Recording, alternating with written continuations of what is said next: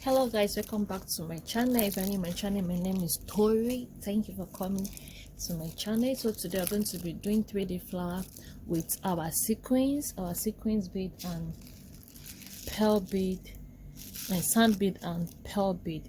So if you want to know how I make this, make sure you watch to the end of the tutorial. To my old subscriber, you are most welcome. To my new subscriber, you are at the right place. Make sure you stick to the end and subscribe to my channel and share my video, guys.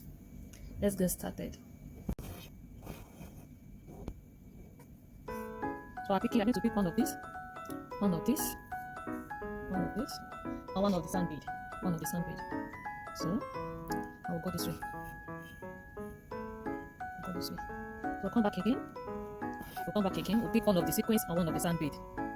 One sequin, one sand bead.